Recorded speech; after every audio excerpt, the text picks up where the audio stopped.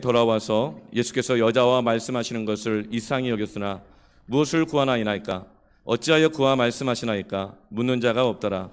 여자가 물동이를 버려두고 동네로 들어가서 사람들에게 이르되 내가 행한 모든 일을 내게 말한 사람을 와서 보라.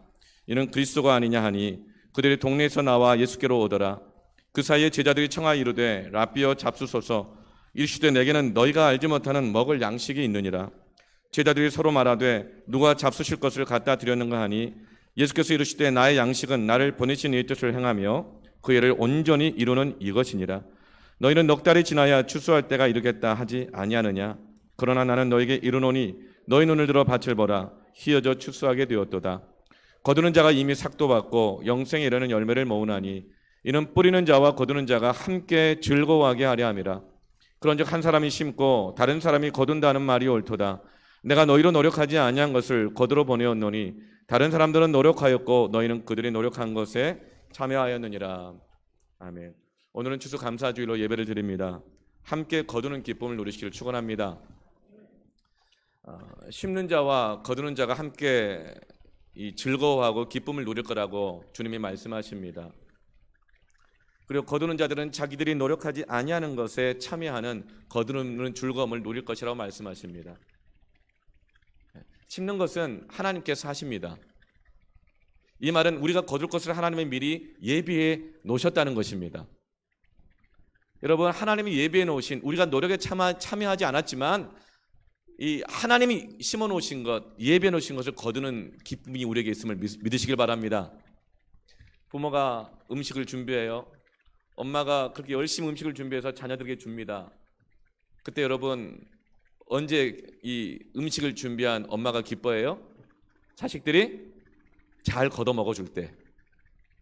그럴 때 심는 자와 거두는 자가 함께 기뻐하는 겁니다. 이 예배는 하나님께서 미리 심어 놓으신 여러분들이 주실 응답과 약속과 축복들이 이미 심겨져 있습니다. 여호와 이레 하나님이십니다. 우리는 그 하나님 주신 약속과 그 은혜를 거두러 온 것입니다. 이게 예배인 것입니다. 여러분이 잘 거두어야 여러분이 와서 은혜를 받을 때에 심으신 하나님이 기뻐하시고, 예배는 나만 좋아하는 것이 아니고 예배는 받으시는 하나님만 기뻐하는 것이 아니라 심는 하나님과 거둔 우리가 함께 즐거워하는 시간입니다. 오늘 추수감사 예배 가운데 거두는 즐거움을 충만히 누리기를 축원합니다. 하나님이 기뻐하실 것입니다. 예수님을 만나고 변화된 한 사마리아 여인의 이 이야기입니다. 그리고 이 여인이 예수님을 만나고 놀랍게 변화됩니다. 그 모습을 보시고 예수님이 얼마나 기뻐하시는지 모릅니다. 이 놀라운 변화와 기쁨의 이야기의 그 시작은 요한복음 4장 3절과 4절로부터 시작합니다. 유대를 떠나 다시 갈릴리로 가실새 사마리아를 통과하여야 하겠느니라. 이 여인은 사마리아에 살고 있습니다. 사마리아는 신앙이 변절된 사람들이 모여 사는 곳이라고 하는 오명을 쓰고 있어서 유대 사람들이 상종하지 않습니다. 저 사람들은 신앙이 애매해. 저 사람들은 피가 더러워. 저 사람들은 이방인인지 유대인인지 믿는 자들인지 구별이 안 가. 그래서 상종하지 않는 사람들이 모여 있는 곳이 사마리아입니다. 근데 예수님께서 유대에서 사역을 하시다가 많은 사람들이 예수님과 예수님의 특별히 제자들을 통해서 세례를 받으면서 예수님을 따르는 자들이 어마어마하게 늘어났습니다. 그런데 예수님께서는 그 잘되는 곳을, 사역이 잘되는 곳을 떠나십니다. 그리고 갈릴리로 향해 가시는데 어디를 통과하시겠다고 하십니까? 사마리아를 통과하여야 하겠다. 이 말은 영어로 must, 반드시, 꼭 예수님의 확고한 의지가 들어가 있는 것입니다. 예수님은 그 잘되는 곳을 떠나서 외면받고 있고 의심받고 있고 상종하지 않고 있는 사람들이 모여있는, 이렇게 유대 땅에는 이렇게 예수님 주위로 그 예수님의 울타리 안으로 사람들이 막 모여들고 있는데 예수님께서는 울타리 바깥에 있는 의심받고 조롱받고 상종하지 않고 있는 사람들이 모여있는 사마리아로 반드시 내가 통과하여야 하겠다. 이것이 심으시는 예수님의 마음입니다. 우리에게 은혜를 주고자 하시는 하나님의 마음입니다. 하나님은 오늘 예배 가운데 오신 여러분에게 말씀하십니다. 내가 반드시 너희를 통과하여야 하겠다. 내가 반드시 너희들에게 은혜를 주어야 하겠다. 내가 반드시 너희를 만나야 하겠다. 이것이 오늘 이 여인의 변화의 이야기의 시작입니다. 예수님의 이 의지와 목말라서 우물가로 물을 길르러 나온 이 여인의 목마름이 만났을 때 심는 자와 거두는 자의 기쁨이 충만하게 됩니다. 오늘 만납시다. 목마름으로 주님 앞에 나아갑시다. 어떻게 하면 함께 거두는 기쁨을 누릴 것인가? 첫 번째로 사람들의 시선에서부터 자유하십시오. 사람들의 시선은 함께하는 것을 철저히 가로막습니다. 사람들의 시선은 함께하는 걸 철저히 가로막습니다. 사람들의 시선은 예수님과 함께하는 것을 가로막습니다. 사람들의 시선은 믿음의 사람들이 함께하는 것을 가로막습니다. 사마리아 여인은 사람들의 시선이 두려워서 아무도 물들어 나오지 않는 뜨거운 한낮 12시에 물을 길르러 나왔습니다. 성경에서는 6시요. 오늘날로 시간을 환산하면 6을 더하면 됩니다. 한낮 뜨거운 12시에 물 길러 나왔습니다. 지금도 팔레스타인에서는 오후 3시까지는 너무 뜨거워서 돌아다니질 못해서 낮잠을 자거나 대부분 쉽니다. 차를 마시거나 쉬고 이래요. 그런데 이 여인은 12시에 물을 기르러 나왔습니다. 그리고 예수님을 만났습니다. 예수님을 만나고 난 다음에 이 여인에게 변화가 일어났습니다. 어떤 변화죠? 28절 29절 보면 여자가 물동이를 버려두고 물 길르러 온 물동이를 버려두는 거예요. 버려두고 동네로 들어갑니다. 나를 상정하지 않고 나를 의심하고 있고 판단하고 있고 조롱할지도 모르는 그런 사람들에게 가서 말을 합니다. 이르되 말을 한다고요. 먼저 말을 건네요. 먼저 말을 건네서 내가 행한 모든 일을 내게 말한 사람을 와서 보라. 이는 그리스도가 아니냐 하니. 내가 행했던 것, 내가 어떻게 살아왔는지, 내가 어떤 사람인지 모든 것을 말해준 예수님이 그리스도다. 그분을 보러 와라. 이 여인은 사람들만 피한 것이 아니라 남편이 5이나 있다 그랬어요. 예수님이 그걸 말씀하셨잖아요. 그리고 지금 있는 남편도 진짜 남편은 아니래요. 그러니까 6번째 결혼 아닌 결혼 같은 걸 한 거예요. 자기의 과거를 부끄러워했던 사람이, 자기의 과거를 입방아에 올리는 그 사람들이 너무나 싫고 무서워서 피하며 살았던 사람이 이제는 사람들의 시선에서 자유하고 자기 입으로 자기 이야기를 하는 것입니다. 여러분, 다른 사람의 시선을 의식하면 물은 길르러 오고 먹고 살기 위해서 일은 해도 사람들과 마음을 나누지 못합니다. 자기 이야기를 못합니다. 사람들 신뢰하지 못합니다. 일은 해도 먹고는 살아도 교제하지 못합니다. 특별히 전도도 못합니다. 지나가는 말 한마디, 눈빛 하나만 봐도 못 견뎌 합니다. 왜 그렇게 날 쳐다봤을까? 왜 그런 말을 했을까? 그래서 아파하고 상처 입고 날마다 넘어집니다. 이것이 이 여인의 목마름이었습니다. 예수님께서는 내가 사마리아를 통과하여야 하겠다. 왜? 그래야 이 여인을 만날 수 있기 때문에. 예수님은 아시는 거예요. 사람들 시선 피해가지고 12시에 이곳에 물길을 온다는 것. 그래서 전날부터 예수님께서는 밤잠 안 주무시고 밥도 안 먹고 40km 거리를 밤을 새워 불이 나게 걸어오신 것입니다. 여러분, 목마름을 가지고 있는 사람들마다 여기에 찾아오신 예수님을 만나십시오. 가정에서 온라인 예배를 드리고 쉬고 있는 성도님들, 그곳에 찾아가시는 예수님을 만나십시오. 예수님을 만나야 합니다. 예수님을 만났을 때 무엇이 그 여인을 변화시켰을까요? 그것은 지금까지 그가 경험해왔던 다른 사람들의 시선과는 전혀 다른 예수님의 시선을 만났기 때문입니다. 예수님의 시선은 7절 말씀에 나와 있어요. 사마리아 여자 한 사람이 물을 기르러 왔음에 예수께서 물을 좀 달라 하시니, 예수님이 이 사마리아 여인을 보시는 시선은 어떤 시선이에요? 뭐 좀 달라 하는 시선이에요. 여러분, 이런 시선이 어때요? 좋아요? 나한테 뭔가 막 원하는 게 있는 것 같은 시선을 보면 어때요? 연말 되면 저의 시선을 피해 다니시는 분이 몇 분 계세요? 혹은 또 저에게 눈에 띄려고 하시는 분도 있을지도 모르겠어요? 예수님의 시선은 물 좀 달라 하시는 시선이었어요. 달라는 것은 나의 가치를 확인시켜주는 시선이에요. 거지나 불쌍한 사람한테, 나보다 못한 사람한테, 형편한 사람들한테 뭐 달라고 합니까? 자존심 상해서도 말 안 해요. 하나님께서 우리에게 너의 시간을 내게 좀 주겠니? 그런 눈빛으로 나에게 바라보셔요. 말씀을 듣다 보면 주는 시선이 느껴져요. 너의 시간을 나에게 좀 주겠니? 기도하다 보면 주님의 시선이 느껴져요. 너의 물질을 나에게 좀 주겠니? 예배하다 보면 주님의 시선이 느껴져요. 너의 은사를 나에게 좀 주겠니? 이것은 예수님께서 사마리아 여인을 존중하고 계시는 것입니다. 그의 가치를 인정해주고 계시는 거예요. 하나님의 시선이 뭘까요? 하나님은 온 땅을 두루 감찰하셔서 보시는 거예요. 전심으로 자기에게 향하는 자들에게 능력을 베푸시나니, 하나님의 시선은 뭐예요? 찾는다고요. 전심으로 자기를 향하는 자들을. 왜? 능력을 베푸시기 위해서.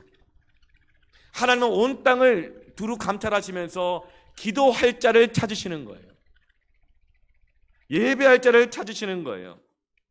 순종할 자를 찾으시는 거예요. 중보자를 찾으시는 거예요. 왜? 그걸 통해서 하나님의 능력을 부어주시고 채워주셔서 하나님의 일을 감당할 수 있도록. 하나님의 능력을 채워주셔서 나는 보잘것도 없고 나는 아무것도 아니야, 그 결핍되고 병들고 상처받고 외롭고 무가치함 속에서 무기력하게 살아가는 그 마음을 하나님의 능력으로 채워주셔서 치료해 주시고 온전하게 하시기 위해서 지금도 우리를 바라보고 계십니다. 이것이 바로 사마리아 여인을 바라보시는 예수님의 시선이에요. 나에게 물 좀 주겠니? 그때 이 여인은 자신이 얼마나 소중한 존재인지 깨닫게 되는 것입니다.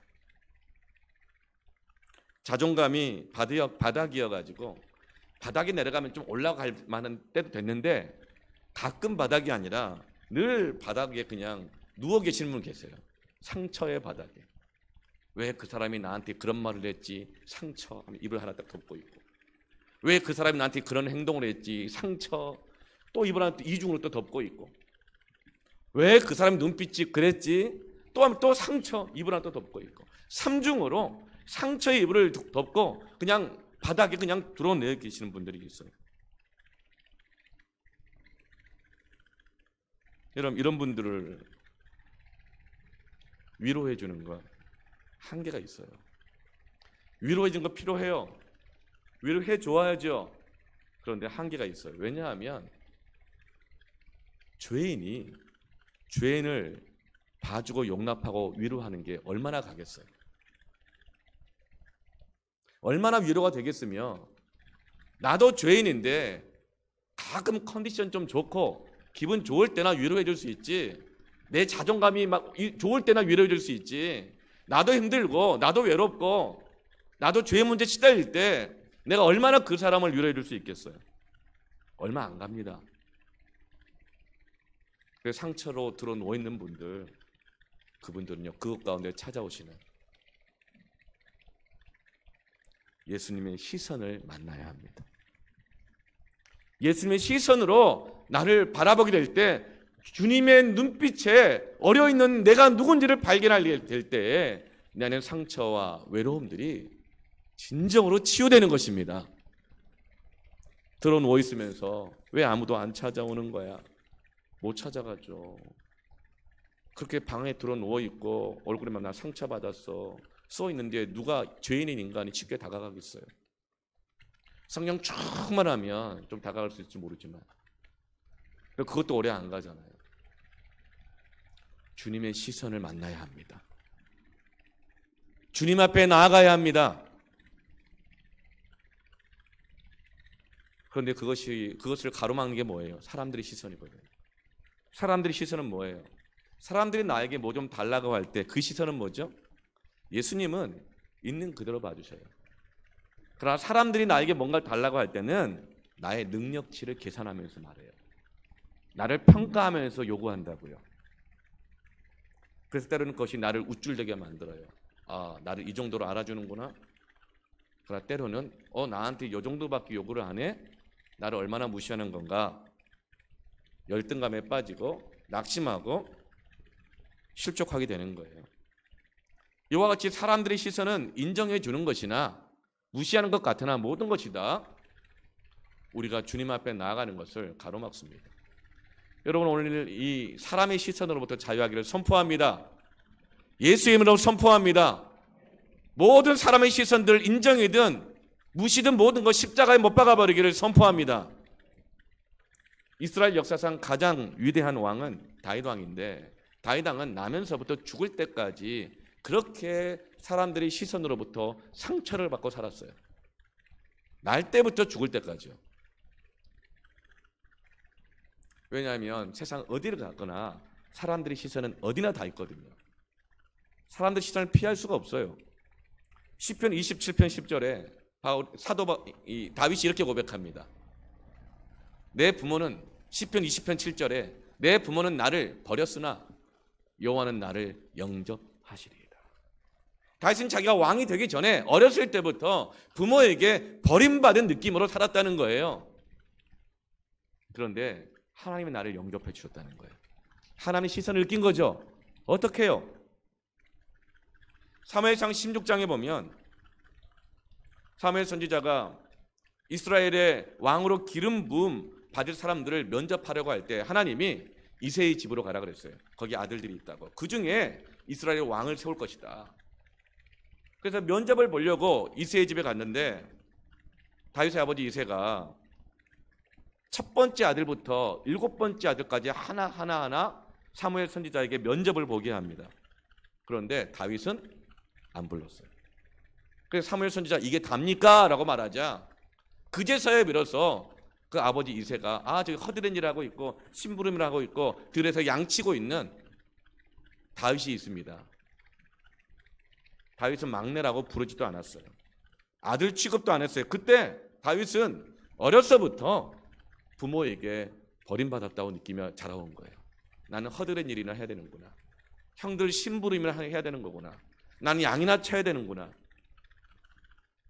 여러분, 이 정도의 상처를 받으면 망가질 것 같죠. 망가져야 정상이죠. 상처의 바닥, 자존감의 바닥에 들어 누워야 당연한 거 아니겠습니까? 근데 다윗은 그렇지 않아요. 왜요? 광야에서 양을 칠 때, 혼자 있을 때, 형들의 심부름하고 도시락 배달하고 있을 때, 허드렛 일하고 있을 때 다윗은 하나님의 말씀을 묵상합니다.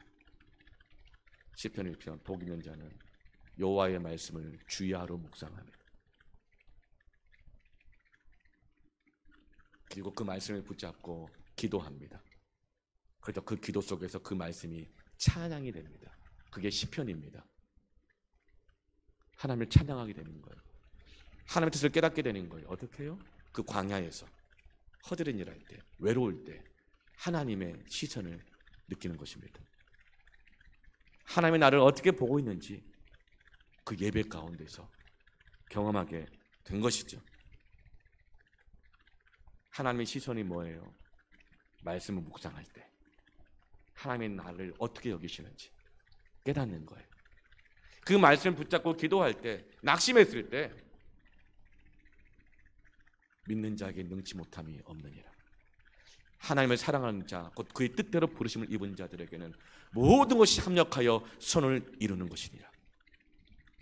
너희를 향한 나의 생각은 재앙이 아니요 미래와 희망과 소망이 되느니라. 예수님이 시선을 느낀 거예요.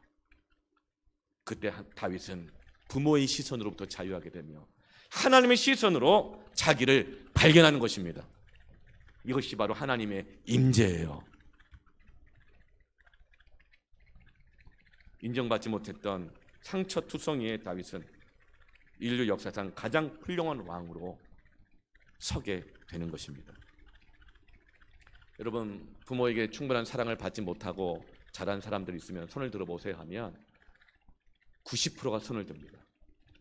그리고 손 안 든 10%를 90% 다 째려보게 될 거예요. 대부분 그래요. 정도의 차이가 있겠죠. 그러나 여러분, 속지 마세요. 부모의 사랑을 충분히 받지 못하고 자랐다 하더라도 하나님의 시선을 느끼면, 하나님께 발견되면 다윗이 되는 것입니다. 여러분, 내가 자녀들에게 충분히 못 먹이고 못 입히고 사랑 못 줬다고 낙심하지 마세요. 자녀들이 하나님의 시선에 발견되게 하십시오. 그러면 다윗이 됩니다. 마귀에게 속지 마세요. 사람의 시선 때문에 망한 사람 대표가 사울 왕이잖아요. 사울은 명문가 출신입니다. 기스의 아들이에요. 기스는 이스라엘에서 아주 명문 집안입니다. 그리고 사울은 태어나면서부터 명문 집안이고 태어나면서부터 이 DNA가 좋아가지고 키가 컸어요. 다른 사람보다 머리 하나 더 컸다 그랬어요. 그리고 외모도 준수했다 그랬어요. 그런데 그의 신하 다윗이 사울왕의 신하였을 때, 다윗이 사울왕 대신에 전쟁에 나가서 골리앗을 물리치고 돌아왔을 때, 또 전쟁마다 승리하고 돌아왔을 때 사람들의 시선이 노래가 돼서 나와요. 보니까 뭐 스포츠 스타들마다 골 넣으면 뭐 그 스타에 대한 노래가 있더라고요. 그 노래를 막 부르는 거예요. 그것처럼 다윗이 전쟁에 이기고 돌아오자 사람들의 시선이 노래가 돼요. 다윗은 만만이요, 사울은 천천히라. 그 말을 듣고 사울왕이 상심한 거예요. 상심함이 오래되자 그게 분노가 돼요. 시기가 돼요. 질투가 돼요. 다윗은 사울왕의 라이벌이 아닙니다. 경쟁자가 아니에요. 사울왕의 이 사위입니다. 뿐만 아니라 사울왕의 신하입니다. 그래서 사울은 다윗이 잘하면 칭찬해 주면 되고, 잘 못하면 책망도 하고 꼬집기도 하면 되고, 시킬 일 있으면 시키면 되고, 그렇게 잘 다루면 되는 거예요. 그런데 라이벌 의식에 사로잡히자, 비교하게 되고 사람들의 시선에 사로잡히게 되어지자 어때요? 사울은 평생을 망치게 됩니다. 어떤 자리에 있든지 다른 사람의 시선에 휩쓸리면 자기 인생을 못 삽니다. 사마리아 여인을 보세요. 이 여인 여러분 무시할 사람이 아닙니다. 뭐 그냥 남편이 5이나 있었고 지금 있는 남편도 진짜 남편 아니다 해서 우리는 굉장히 무시할 수 있는데요, 사마리아 여인은요 지성과 미모를 겸비한 여인이에요. 여러분, 6번 결혼 아무나 하는 게 아닙니다. 남자는 죄인이라 그렇게 외모를 따져요. 6번 결혼 아무나 못해요. 분명히 미모가 있어요. 그리고 예수님한테 질문하잖아요. 예배 어디서 드려야 되느냐고. 신학적인 깊이 있는 질문을 해요. 이 여인은 지성적이고 신학적 깊이도 있는 지성과 미모를 겸비한 여인이에요. 그런데 지금 어때요? 숨어 살아요. 너무 똑똑해가지고, 너무 이뻐서 그랬는지 결혼을 5번이나 했어요. 같이 못 사는 거야. 같이 못 사는 거예요. 자꾸 바꾸는 거예요. 뭐 하나를 길게 오래 못해요. 왜요? 너무 똑똑해요. 너무 잘났어요. 그러니 다 못마땅한 거죠. 그래서 숨어 살아요.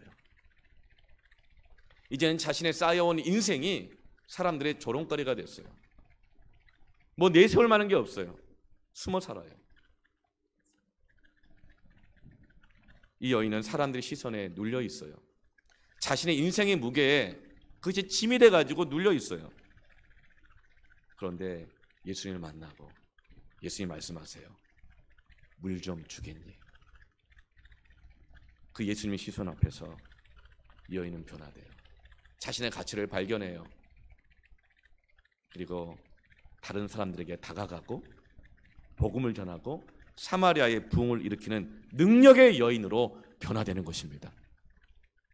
사람들의 시선을 벗어버리고 예수님의 시선 앞으로 나오십시오. 예수님의 시선으로 나를 보십시오. 예수님의 시선으로 그 사람을 보십시오. 우리 교회가 여러분 한 분 한 분이 예수님의 시선에 발견되기를 원합니다. 그때 심는 자와 거두는 자가 함께 기뻐할 것입니다. 두 번째로 여러분 사명을 받으십시오.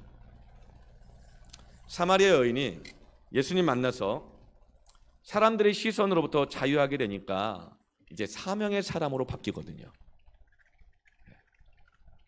사람들의 시선에서 자유해야 사명의 사람이 됩니다. 사명이 없으면요, 아무리 똑똑하고 아무리 잘생겨도 무기력해요. 능력이 안 나타나요. 하나님이 그 사람에게 은사도 주시고 외모도 주시고 뭐 시간도 물질도 주시고 성격도 주시고 어떤 뭐 전문적인 것도 주셨는데 사명이 없으면 그게 능력으로 안 나타난다는 거예요. 그래서 숨어 있어요. 도망 다녀요. 피해 다녀요. 왜요? 내가 가진 것으로 해야 한다고 생각하기 때문에요. 난 이것밖에 없는데. 도망 다니고 피해 다녀요. 더 많은 걸 원하면 어떡하나? 혹은 내 능력을 알아주는 사람이 없는데 그때까지 기다리는 거예요. 교회마다 이런 영적인 고학력 실업자들이 많아요. 영적인 명문 가문 출신들의 영적 실업자들이 많습니다. 사랑하는 성도 여러분, 하나님 주시는 사명을 받으십시오. 예수님이 이 사마리 여인에게 뭘 달라 그랬어요? 물 조금 달라 그랬어요. 물 조금 달라. 사마리아 여인아, 이 우물에 있는 물 다 퍼내. 이렇게 하지 않으셨어요.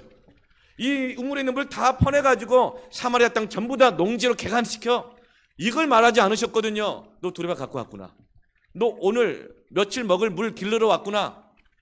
네 두레박을 가지고 물 길러서 그 중에 나한테 물 조금만 줘. 근데 사람들은 생각하는 거예요. 혹시 나보고 이 우물물 다 퍼내라는 거 아니야? 나한테 이걸 다 달라는 거 아니야? 난 이것밖에 없는데. 그래서 두려워하고 숨고 피합니다. 여러분, 하나님을 신뢰하고 하나님이 나에게 주시는 사명을 받으십시오. 예수님의 사명은 어떤 거예요? 예수님과 제자들의 대화에서 예수님의 사명이 나타납니다. 예수님의 사명이 나타난다고요. 자막이 딱 나타나야 되는데 예수님의 사명이 있어요. 34절 말씀을 보면 예수께서 이르시되 나의 양식은 나를 보내신 이의 뜻을 행하며 그의 일을 온전히 이루는 이것이니라. 이 상황은 어떤 상황이냐면 예수님이 하룻밤을 걸어서 오신 거잖아요. 제자들 열심히 따라왔어요. 아, 예수님 유대 땅에서 너무 사역이 잘 되고 있는데 왜 갑자기 떠나시는 거예요? 근데 예수님이 워낙 의지가 강하니까 뭐 모르고 떠나는 거예요. 여러분 이해 안 되더라도 하나님의 말씀이 가자 그러면 가시길 바랍니다. 막 갔어요. 밤을 새워 갔어요. 쉬지도 않고 밥도 안 먹이고 가는데 12시에 도착했어. 그러자 예수님이 배고프시고 자기들도 배고프니까 먹을 거 구하러 갔어요. 근데 먹을 거 구하러 간 사이 예수님은 사마리아 여인을 만나셨죠. 그리고 이 여인은 물동이를 버려두고 전도하러 갔어요. 그 사이에 예수님 제자들이 온 거예요. 먹을 걸 구해가지고. 그러면 예수님에게 먹을 걸 구해왔습니다. 드시죠. 그랬더니 예수님 뭐라고 말해요? 나의 양식은 나를 보내신 이의 뜻을 행하며 그 일을 온전히 이루는 이것이다. 나 그거 안 먹는다. 내 양식은 그거 아니야. 그 무슨 말이에요? 따라합시다. 안 먹어도 나는 배부르다.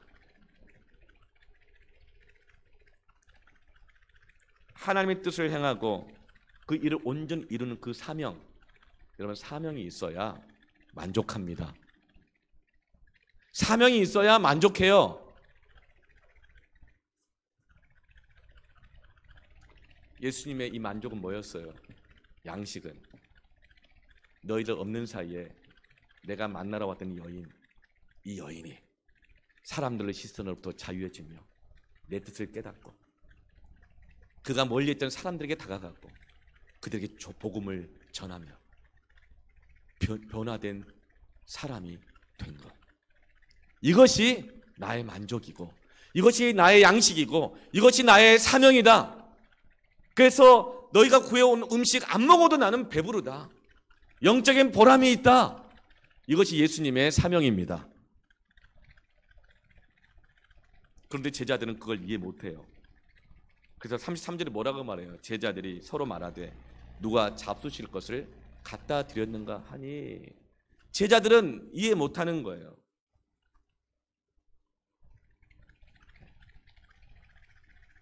우리가 코로나 이 기간 벌써 지금 몇 개월입니까? 9개월, 10개월째 들어가죠. 이 기간 동안 우리 교회 이렇게 공식적인 건 아니지만 7대 자랑, 3대 자랑 이런 게 있어요. 여러분 묻지 마세요. 사람마다 다 달라가지고 그 중에 하나가 뭐냐면 우리 교회는 밥이 맛있다예요. 밥이 맛있는 이유가 뭐냐? 패밀리마다 돌아가면서 음식을 준비하는데 얼마나 정성껏 준비하고 뒤처리도 설거지도 깨끗하게 하고 그 모습이 너무 아름답고 따뜻하고 서로 사랑하고 헌신적이고 배려하고 또 그 음식도 맛있고 이게 자랑이었는데 코로나 기간 동안 이 밥을 한 번도 못 먹었고 앞으로도 당분간은 한참 동안은 언제까지 모르겠지만 못 먹을 것 같아요. 네. 그러나 여러분 우리는 이 코로나 기간 동안에 이 양식이 아닌 정말 예수님을 배부르게 하고 만족하게 한 그 영적 보람, 이 시대에 예수님 반드시 통과해야겠고 거기 가서 반드시 먹여야 되겠고 이루어야 할 그 영적 양식, 그 영적 사명을 발견하기를 축원합니다. 저는 그 기회라고 믿습니다. 하나님 내게 주신 사명이 없으면요 아무리 좋은 거 먹고 다녀도요 하루 이틀이죠. 하나님 내게 주신 사명 없이 아무리 여행 좋은 데 돌아다녀 보세요. 그것도 한두 번이죠. 점점 무능력해져요. 사랑할 힘을 점점 없어져요. 섬길 힘, 헌신할 힘 다 없어지고 계속적으로 자기 자신을 위해서 살고 자기 유익을 위해서 살고 이기적인 사람으로 바뀌어갈 뿐이에요. 하나님의 사명을 받으십시오. 능력의 사람으로 변화될 것입니다.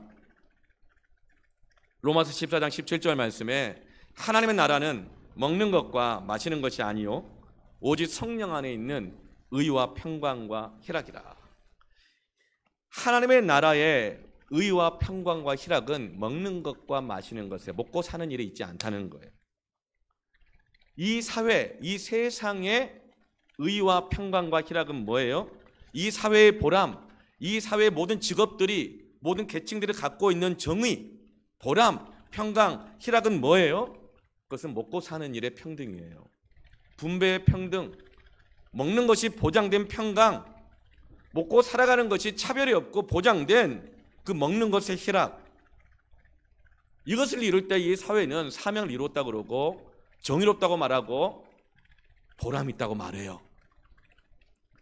여러분, 그러나 우리가 믿는 진리는 이것을 포함하지만 이것 이상입니다. 왜요? 이런 분배와 이 먹는 것과 먹고 사는 일의 해결의 문제가 우리를 온전히 만족하게 하지 못하기 때문에 그렇습니다. 더 종노릇하게 할 수도 있어요. 우리를 자유하게 하는 게 아니기 때문에. 우리의 사명은 뭐예요? 예수님의 사명이에요. 한 사람이 치유되고 변화되고 자기만을 위해서 살다가 두려움에 쌓여 살다가 시기하고 살다가 이제는 용서하고 사랑하고 섬기고 복음을 전하는 사람으로 변화되는 것, 이것을 보는 것, 이것이 우리의 사명이 되기를 축원합니다. 그럴 때 우리가 능력 있는 성도가 되고 능력 있는 부모가 되고 능력 있는 교회가 되는 것입니다. 그것이 나의 사명 되기를 축원합니다. 여러분의 사명이 궁금합니까? 여러분에게 주어진 비전이 궁금합니까? 그러면 12월의 첫 주에 있는 청지기 세미나에 오시기를 바랍니다. 그때 여러분의 사명이 무엇인지 하나님의 시선을 보게 될 것입니다. 지금 말씀하실 거예요. 물 좀 주겠니? 네 시간 좀 주겠니? 네 은사 좀 주겠니? 네 물질 좀 주겠니? 너희 걸 좀 주겠니? 이런 걸 받을 때 하나님의 능력으로 채워지게 될 것입니다.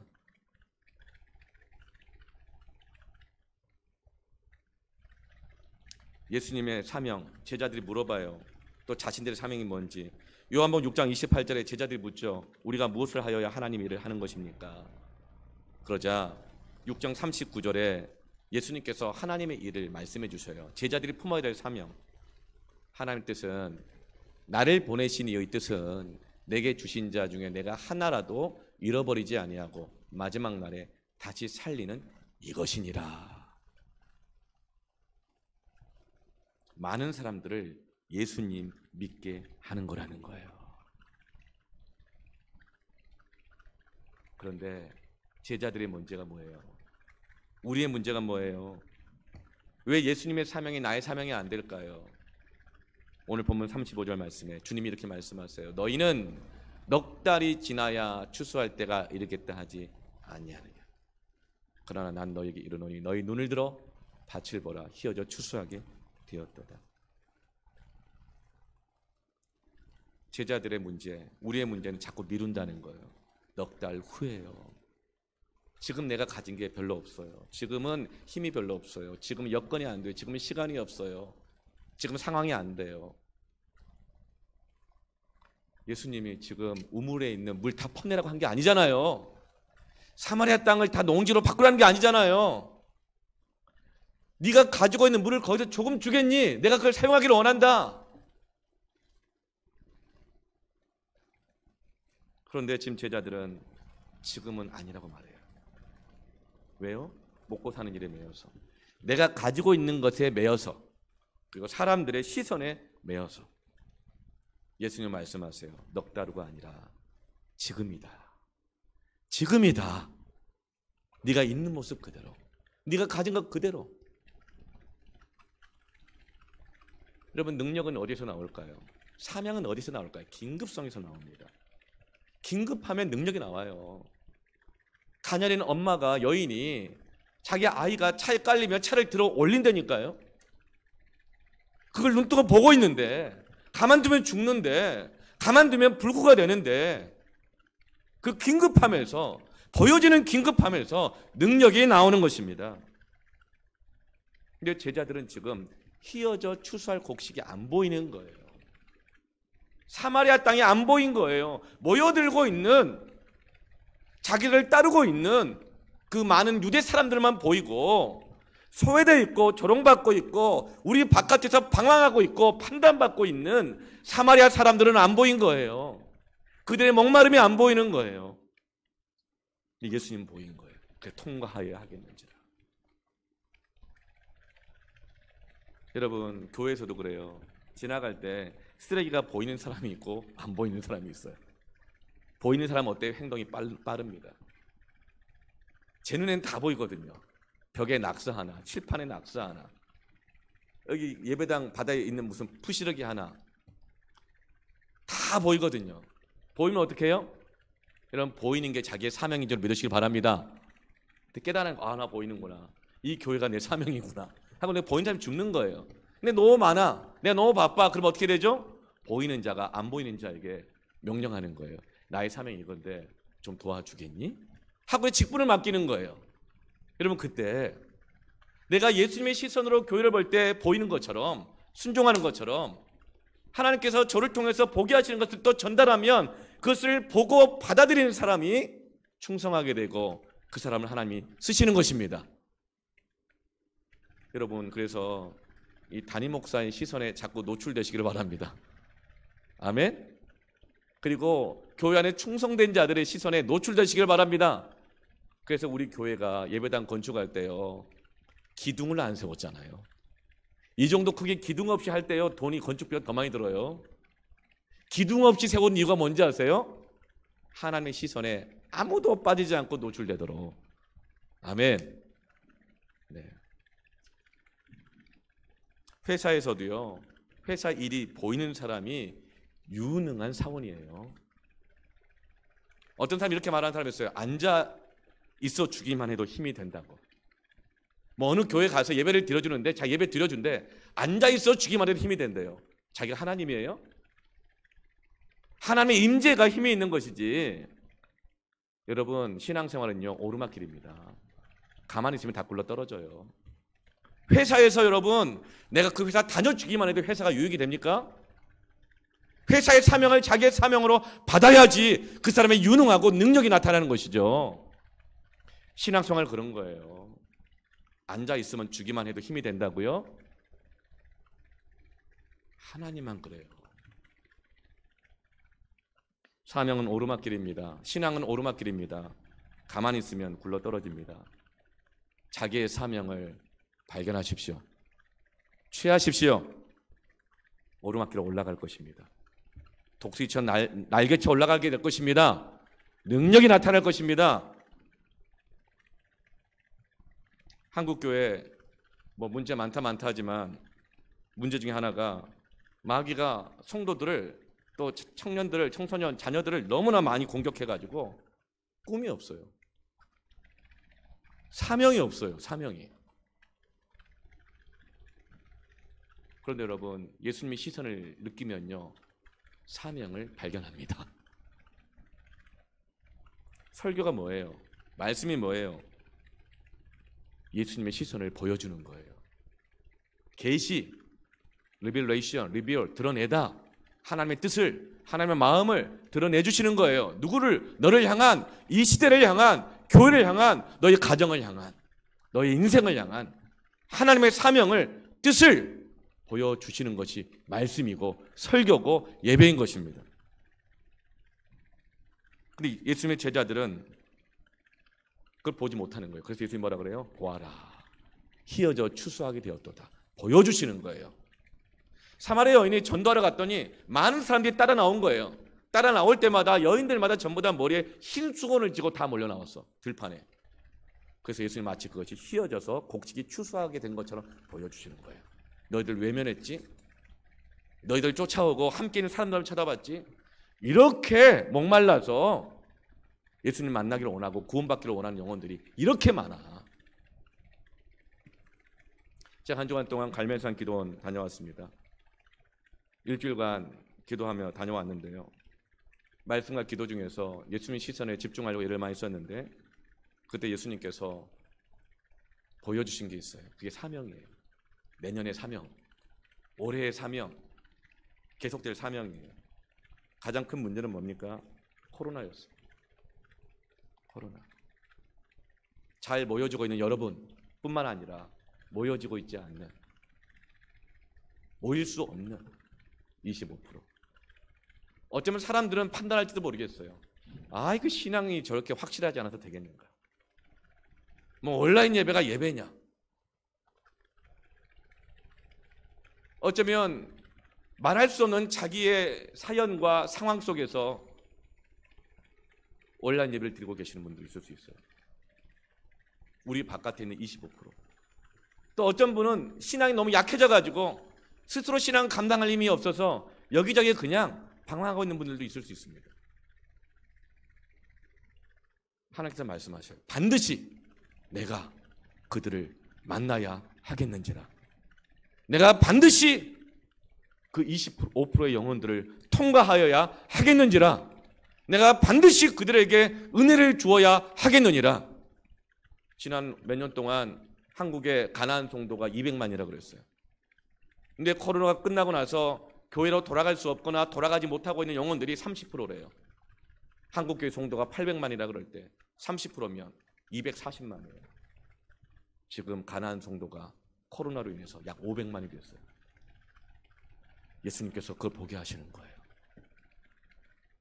통과하여야 하겠는지라.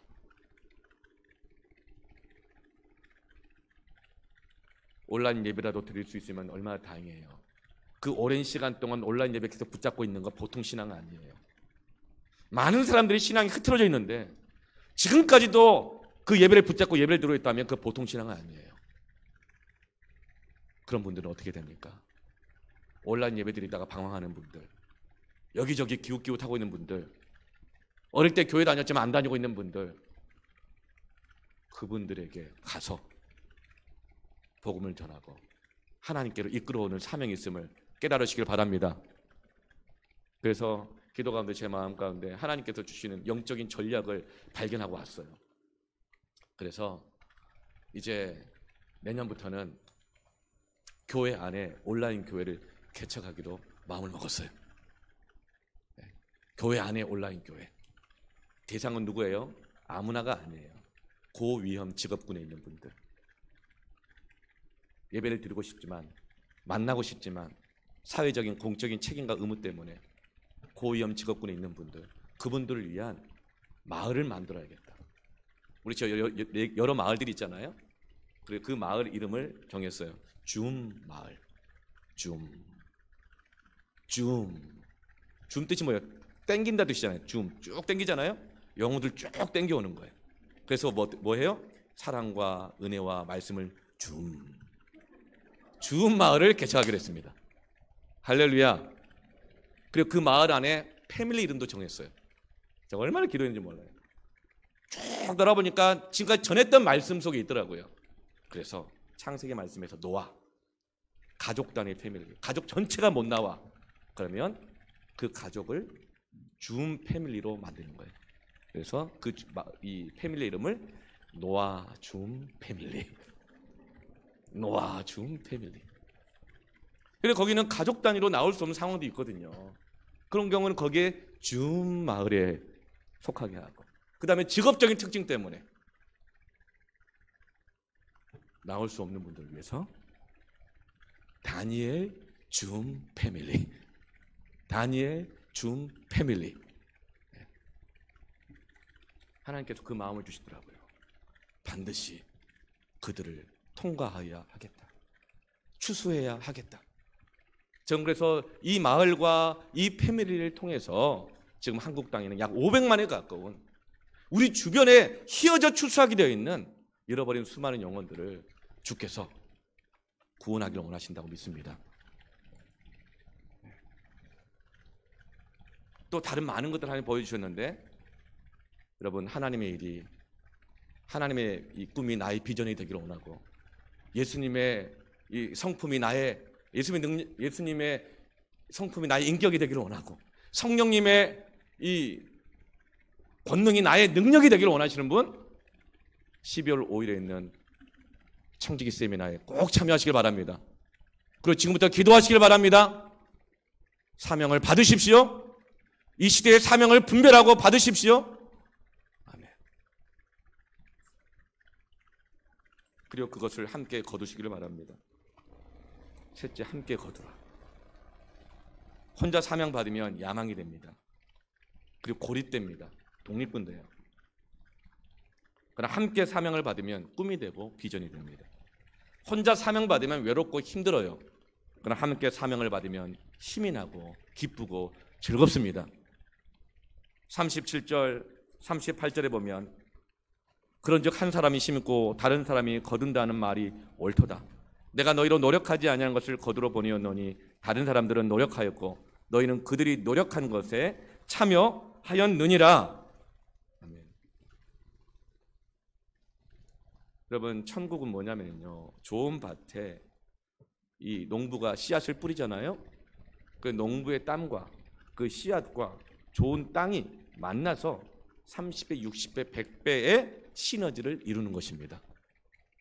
내가 뿌린 것은 씨앗에 불과해요. 땀 몇 방울이에요.